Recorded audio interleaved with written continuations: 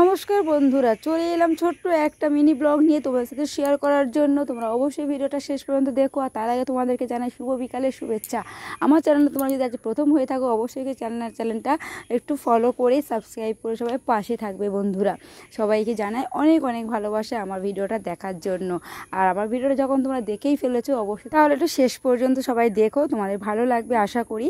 আর দেখো, এটা একটা বাঁশের চারা দিয়ে, মানে বাঁশের চারা খুব সুন্দরভাবে সরু করে ফিনিশিং করে কেটে এই যে এটা চুবড়ি বানানো হচ্ছে, বাঁশের চুবড়ি বানানো হচ্ছে। এইভাবেই কিন্তু আবার ঝোড়াও বানানো হয়।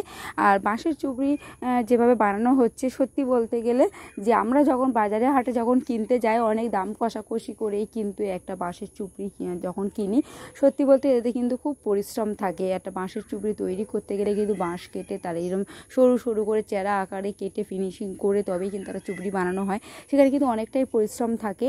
আর দেখো কি সুন্দরভাবে ফিনিশিং করে এই যে চুবড়িটা বানানো হচ্ছে, মানে সত্যি হাতের কাজটা খুবই সুন্দর।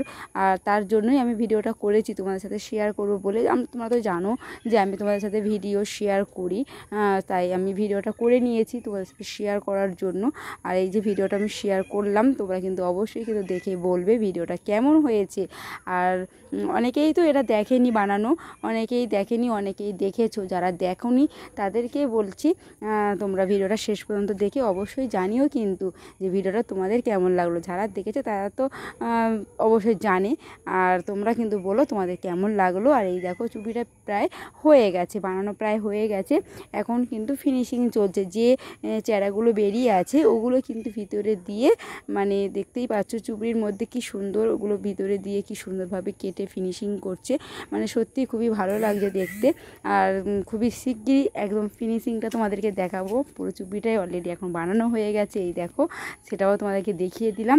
তোমরা কিন্তু অবশ্যই জানিও বন্ধুরা ভিডিওটা তোমাদের কেমন লাগলো। আর এই রকম চুবড়ি তোমাদের আশেপাশে কেউ কি বানায় অবশ্যই জানিও। ঠিক আছে বন্ধুরা, সবাই ভালো থেকো।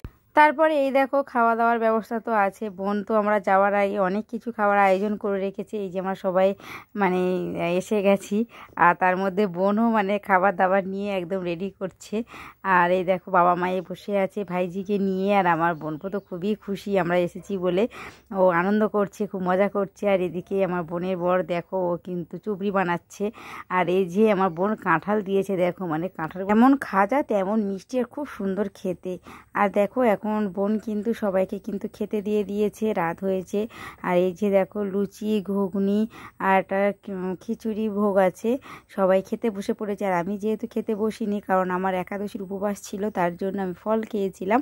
আর তোমার সাথে ভিডিওটা শেয়ার করলাম। তোমরা বলো কেমন লাগলো ভিডিও। আসছি আবার পরের ভিডিও, ততক্ষণ সবাই ভালো থেকো।